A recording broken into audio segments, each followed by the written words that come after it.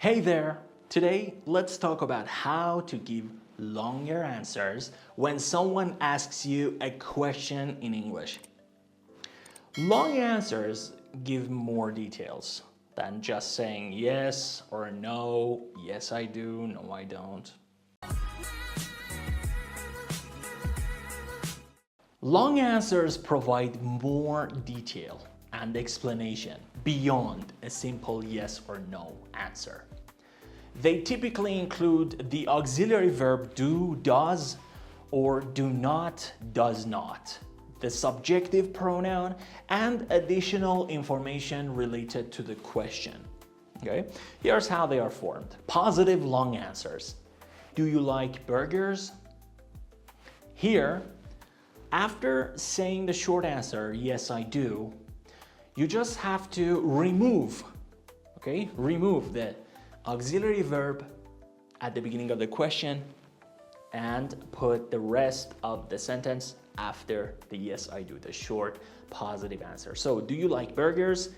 You like burgers, and change you to I explained it in the previous video, because when I'm asking you on the other side of the camera and I say, do you like pizza? You will answer with I, because you are on the other side of the camera. You say, yes, I do.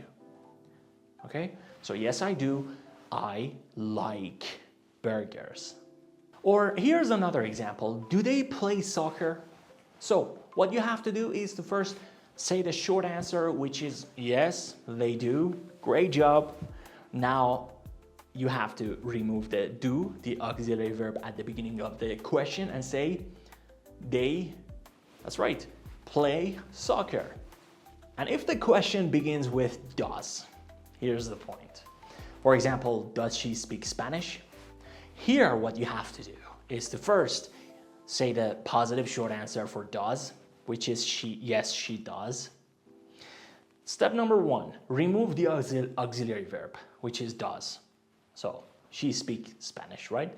Now, what you have to do is to bring that S, ES, or IES that you used to use for third person singular subjective pronouns or nouns back to the base form of the verb. What is the base form of the verb here? That's right, speak. So say, yes, she does, short positive answer, great job. She speaks Spanish. That's it, great job. Or here's another example. Does he work here? The short positive answer, yes, comma, or pause, he does. Great job. Now what you have to do, number one, is to remove the auxiliary verb. What is the auxiliary verb? Does. He work here. This is what remains. Now, what do you have to do next? The next step is to add S, ES, or IES back to the base form of the verb. And what is the base form of the verb here? Work, that's right. So you say he works here. Why? Because we're talking about third person singular. Hello, yeah, he, she, and it. That's right. So does he work here? Yes, he does. He works here. Now let's go for negative long answers. If the auxiliary verb or the helping verb is do, for example, do you like broccoli? Here what you have to do is first use no because it's negative, and then change you to I and change the position of do and I and put it after no. You say no I do and not, no I do not, or no I don't, which is more common. Now here it's very simple. What you have to do is to use the negative form of that sentence. So what is the negative form of I like broccoli? That's right, simply use don't for I, you, we, and they, right? So here we have I, so say I don't like broccoli. So no I don't like broccoli. Now the next example is do they study French? Here again we have do, so we say no, the subjective pronoun was they, no they don't. Here's the short negative answer, and for long negative answer You just have to say the negative form of the sentence. So first, put the do before they, after they. Okay, so change the position of do and they. Say they do study French, and add not after do, and say they do not study French. No, they don't. They do not study French. Or you can simply contract the auxiliary verb and not and say no, they don't. They don't study French. And if the auxiliary verb or the helping verb is does, first we say the negative short answer, which is no, she doesn't. And after that, you have to change the position of does and she in the question and add not after the auxiliary verb or use the contraction form. So here's the long negative answer. No, she doesn't. She doesn't eat meat. Or let's go to another example. Does he watch TV? No, he doesn't. This is the short negative answer. For a long negative answer, he doesn't watch TV. Here's a very important note. Very important. When answering questions that start with does or are asking about the third person singular like he, she, or it, it's important to remove the s or es from the verb in the long negative answer. This makes the verb match with the subject, all right?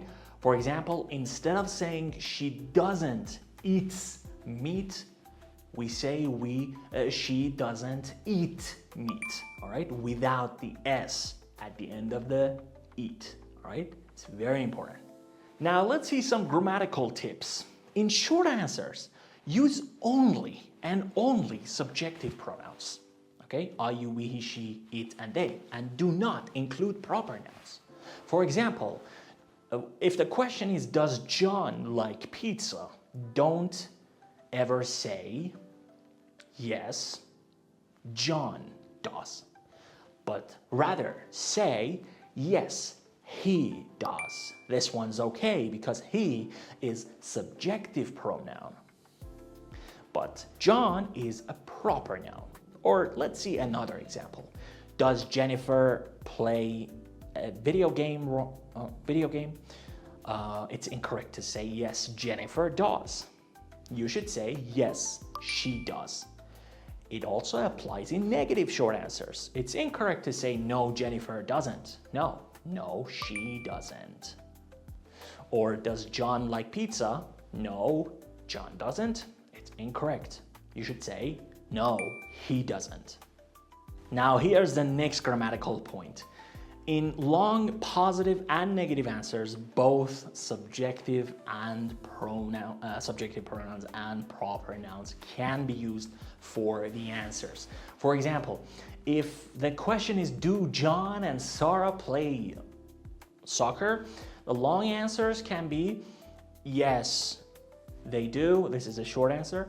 They play soccer every weekend. Or you can say, John and Sarah play soccer. So in positive and negative long answers, you can either use subjective pronouns I, you, we, they, he, she, it, or proper nouns. And that's how you give long answers in English. Remember, long answers include more details than short ones. Keep practicing, and soon it'll be easy for you. And thanks for learning with us today, and see you next time.